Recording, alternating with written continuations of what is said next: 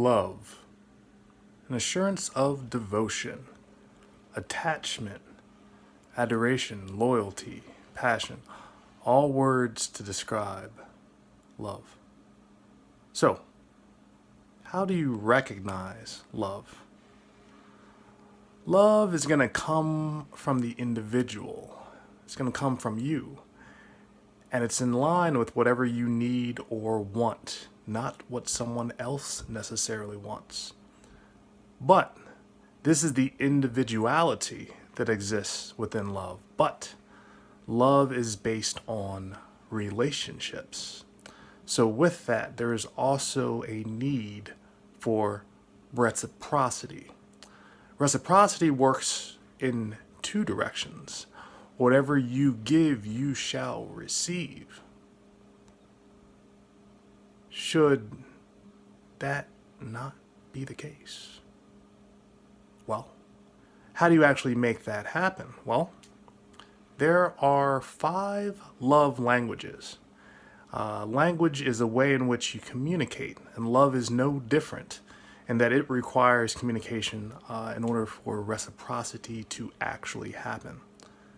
Now, these 5 methods are words of affirmation, acts of service, receiving gifts, quality time, or a physical touch. Now, if you have these in place, you may actually have love in place, but do not let that be a guarantee, because not everything that you see essentially works in that way. So, what should you know about love? Because it's not only recognizing what it is, it's also identifying the feeling that you have because of it. So, what does love do? It creates reactions in the body and it creates responses in the mind. And if you have a feeling for either of these two, this could be a confirmation that love actually exists for you. Now, with that, your reactions are dealing with the level of stress that you may or may not be feeling. And as far as your mind, the level of focus you actually have can be impacted by love. Now, one key law that you need to recognize when it comes to emotions is that the more emotion expressed is the more emotion that exists. So in other words, by creating more emotion, you express more emotion. And it keeps building and building and building, no matter what direction it goes. So, if you are in love, the reactions in the body will be a happiness, pain will fade away, there will be a warmth, your body will tingle. You'll have increased security and protection, or a sense of it. In regards to your mind, you'll have increased focus. Your mind will open up. You will build trust, and your judgment will be impacted as well. But a lack of love has the opposite or adverse effects to both the body and the mind. Without love, an increase of pain may be something that's actually felt. You could feel cold or withdrawn. In responses of the mind, you may not have an ability to think clearly because your emotions are actually, let's say, more in control than what your mind will actually be in charge of and what will be allowed there. So as a result, you may be pulled back. Your mind may be closed.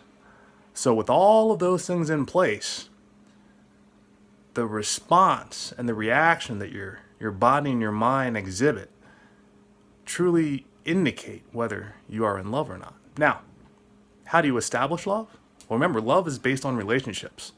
So trust and faith have to be in place. And the process is something that is slow and steady, or it should be slow and steady. And there are 4 components in order to make sure that a love is actually established when you're going through that process. Remember, you need to have a relationship, but not just any type of relationship. You need to have a covenant.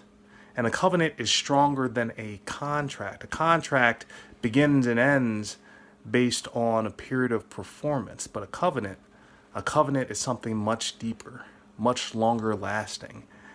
And that is what's truly necessary in order to have love in place.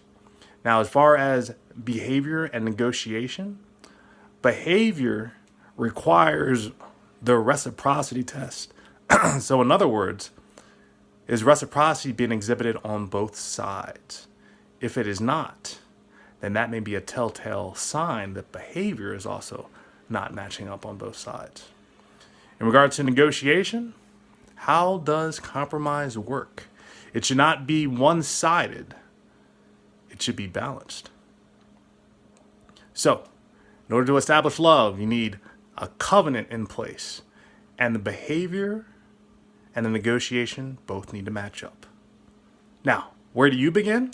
Well, first part is reaching out to your loved ones, especially in these dire times of the pandemic in which a lot of the freedoms have been pulled back or restricted. Being able to share the love languages with those that you do love is something that is incredibly important. 2, reach out to the lost ones. If you have not had closure in any of your previous relationships, create that closure. It's something that will make you or put you in a better place. And that's what's necessary in order to be able to move on and create new relationships. And obviously, the third one is creating new relationships.